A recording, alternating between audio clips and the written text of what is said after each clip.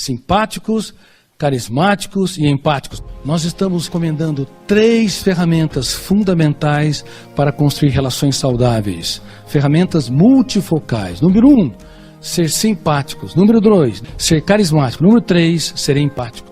Simpáticos, carismáticos e empáticos. Os simpáticos distribuem algo precioso. Eles distribuem sorrisos e cumprimentos. Ele é extremamente bem-humorado. Está sempre sorrindo no caos. Isso preserva a emoção e também estimula as pessoas a viverem de maneira mais suave. Porque a vida é um grande contrato de risco, cujas cláusulas principais não estão definidas. Todos os contratos devem ser muito bem escritos, né? Mas a vida é um grande contrato de risco e as cláusulas não são definidas. Ninguém sabe o que vai acontecer amanhã, depois de amanhã, numa curva imprevisível. Mas sabemos que as pessoas íntimas são aquelas que mais podem nos machucar.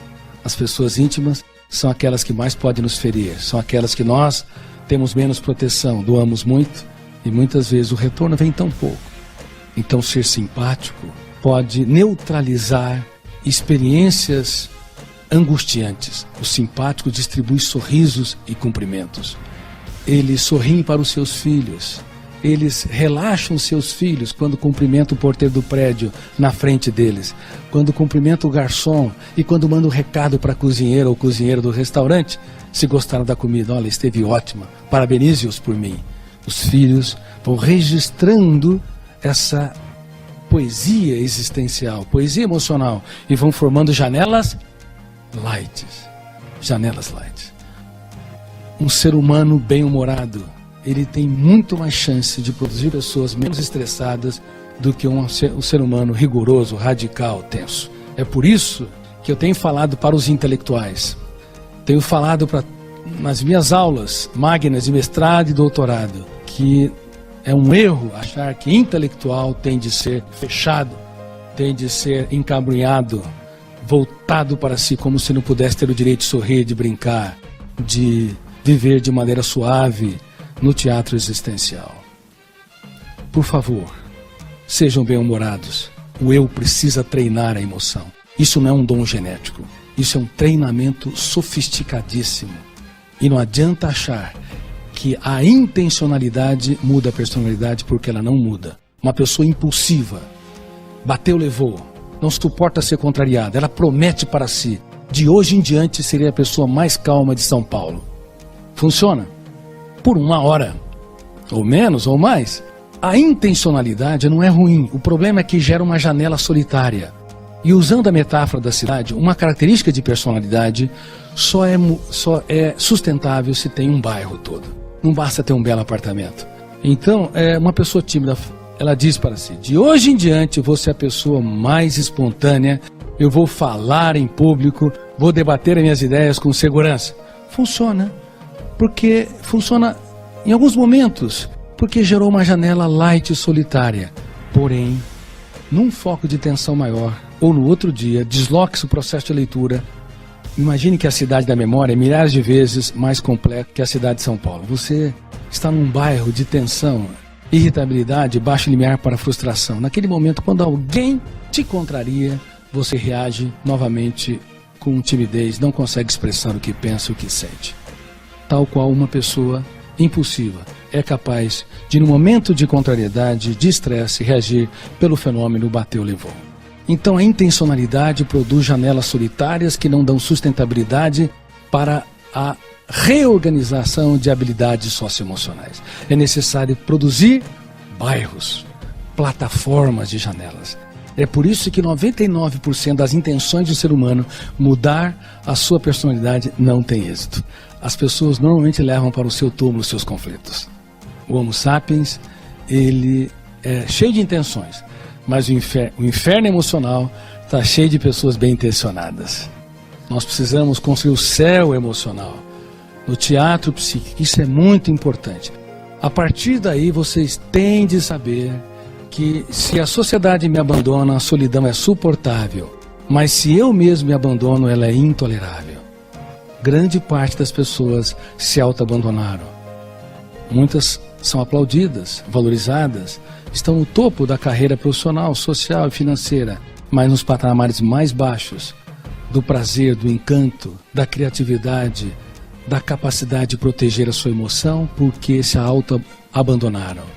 O eu não se interioriza, o eu não dá um choque de lucidez em tudo que o perturba, porque nós não desenvolvemos no passado conhecimento sobre a relação do eu com o pensamento para nutri-lo como diretor do script da nossa história. Por favor, sejam simpáticos, treine o seu eu a relaxar-se no foco de tensão. Não queiram ser as pessoas mais eficientes no leito de um hospital. Como eu digo para empresários, não queiram ser os mais ricos de um cemitério. A vida é bela e breve como gotas de orvalho, que por instantes aparecem na mais insidiosa manhã e se dissipa aos primeiros raios solares do tempo. Por ser tão breve, devemos vivê-la de maneira altruísta, inteligente e solidária. Devemos vivê-la multifocalmente e não unifocalmente. Estímulo-resposta, ação e reação, bateu, levou. Temos que abrir o leque da nossa mente para ter um eu diretor do script da nossa própria história. Segunda função para construir relações saudáveis, ser carismáticos. Os carismáticos distribuem algo mais rico que os simpáticos: sorrisos e cumprimentos. Os carismáticos distribuem elogios e promoções. Todos os dias não perca a oportunidade de elogiar os seus filhos, o seu parceiro e a sua parceira. Não traga apenas flores em datas especiais. É preferível que você não dê flor e não você dê nenhuma joia em aniversários, e você todos os dias faça pequenos elogios. Você está linda, você está belo. Puxa, que ideia inteligente, que atitude notória. É preferível que você todos os dias seja um engenheiro de janelas lights nos solos da memória, do que você queira ser o herói, né, que aplaude em momentos solenes, ou seja, raramente. Romances, relações saudáveis, criatividade, relações profissionais precisam de sustentabilidade. E sustentabilidade precisa de líderes carismáticos que estão sempre promovendo o que as pessoas têm de melhor. Se você precisar elevar o tom de voz para ser ouvido como centenas de milhões de pais, como talvez milhares e milhares ou milhões de professores executivos, alguma coisa está errada. Você é grande fora e pequeno lá dentro.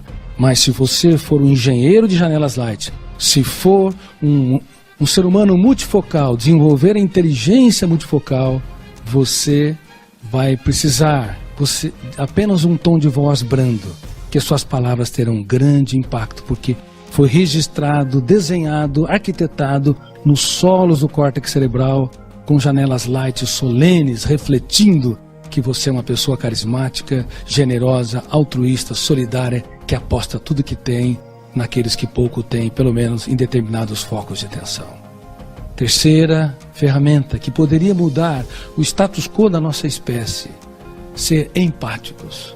Os empáticos distribuem algo mais precioso que os simpáticos e do que os carismáticos.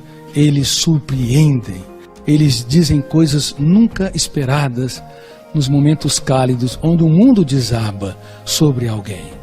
Eles são capazes de dizer para um filho: o que eu posso fazer para te tornar mais feliz? Para sua esposa ou seu marido: aonde errei não soube.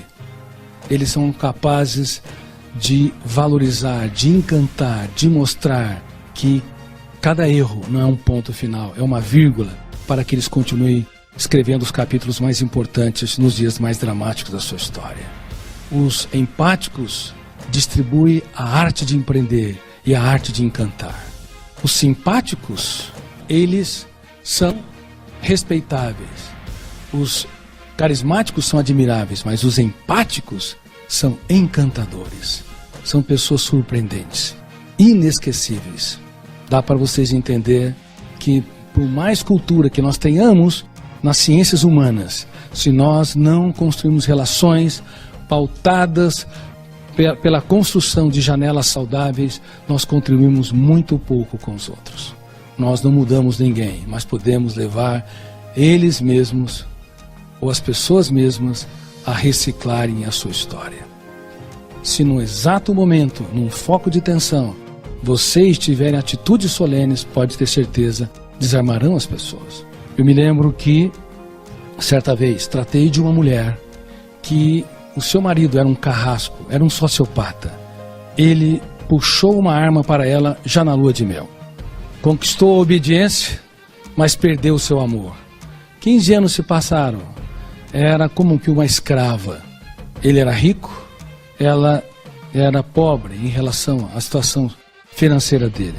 Quando me procurou com essa queixa, cabisbaixa, desanimada, o eu não era autor da própria história, não tinha liberdade para expressar suas ideias, completamente inibida e bloqueada, aos poucos eu levei ela, em primeiro lugar, a gerir a sua mente para desenvolver estratégias para se relacionar de maneira mais inteligente com seus filhos e com seu marido, e a partir daí tomar as atitudes necessárias de ficar ou abandonar a sua relação.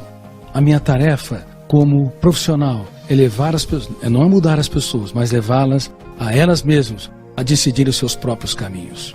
E ela resolveu investir no seu marido, e aos poucos ela deixou de ser uma escrava para ser diretora do script da sua história. E ele não suportou na fase inicial.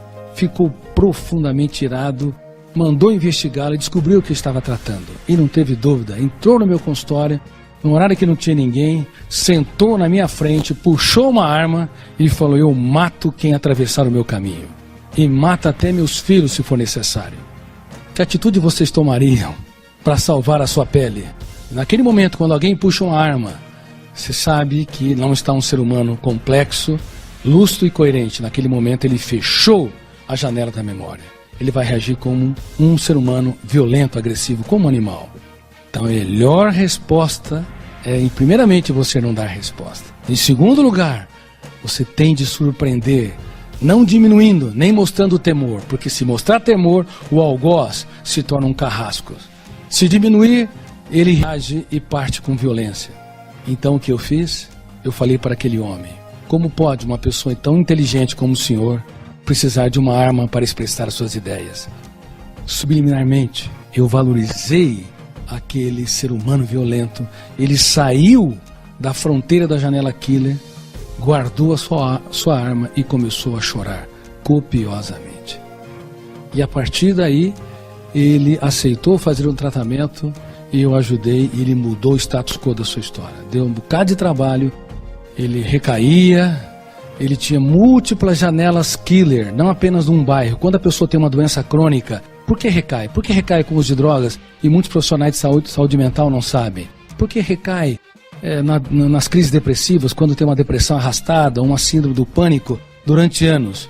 Porque os traumas não estão localizados apenas numa região do córtex cerebral. Estão em múltiplas regiões. E cumpre ao profissional de saúde mental que entende o funcionamento da mente a partir da construção de pensamentos, preparar até o seu paciente para recair-se e não se punir, mas pelo contrário, retomar o processo, porque a autopunição, a autoagressão pode fazer com que todos os fantasmas da mente humana asfixie, assombre novamente e controle a psique.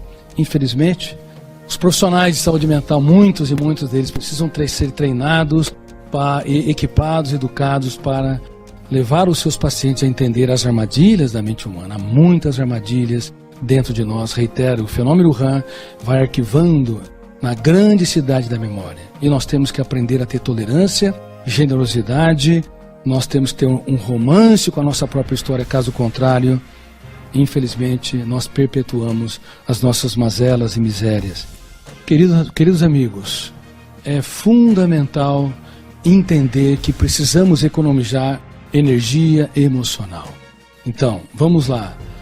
Não sofrer por antecipação e nem ruminar o passado, não resgatar mágoas, dar um choque de lucidez, entender que ninguém muda ninguém, não ter a necessidade neurótica de mudar os outros, desenvolver a arte do carisma, a arte da simpatia, do carisma e da empatia para construir relações saudáveis.